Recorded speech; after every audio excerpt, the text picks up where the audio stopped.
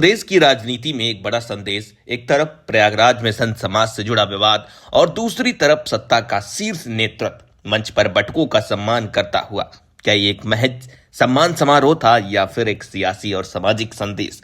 दोस्तों, हाल ही में प्रयागराज में शंकराचार्य से जुड़े एक कार्यक्रम के दौरान जो विवाद सामने आया वो पूरे प्रदेश की सियासत में गर्मा दिया।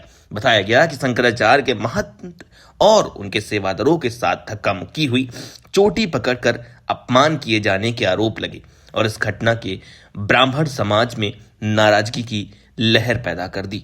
यह मामला सिर्फ एक विवाद नहीं था बल्कि आस्था और सम्मान से जुड़ा मुद्दा बन गया।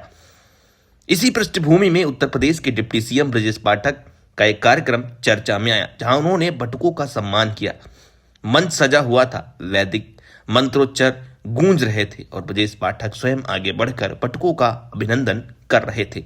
सवाल उठ रहा है, क्या ये सिर्फ परंपरा या निर्वाह था या फिर उस विवाद के बाद संत समाज और ब्राह्मण समाज को संदेश देने की कोशिश? सरकार उनके साथ खड़ी है।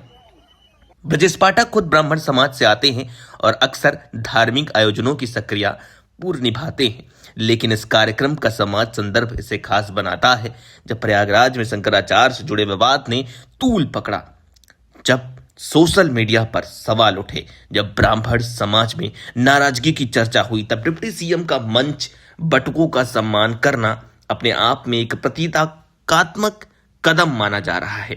राजनीति की प्रतीक बहुत मायने रखते हैं। एक तस्वीर, एक सम्मान, एक मंच, ये सब मिलकर संदेश बन जाते हैं। अब सवाल ये है, क्या इस कदम से विवाद की तपिश कम होगी? क्या संत समाज संतुष्ट होगा? क्या विपक्ष इसे सिर्फ राजनीतिक स्टंट बताएगा? आपको बता दें कि उत्तर प्रदेश में ब्राह्मण वोट बैंक हमेशा से राजनीतिक समीकरणों का अहम हिस्सा रहा है। ऐसे में जब ब्राह्मण असंतोष की चर्चा होती है तो सत्ता पक्ष सक्रिय दिखाई देता है। लेकिन यहाँ केवल राजनीति की बात नहीं है, मुद्दा धार्मिक आस्था और सम्मान से भी जुड़ा है। डिप्टी सीएम ब्रजेश पाठक ने मंच पर क्या संदेश दिया? उन्होंने साफ कहा कि संत समाज का सम्मान सर्वोपरि है, किसी भी प्रकार का अपमान बर्दाश्त नहीं किया जाएगा।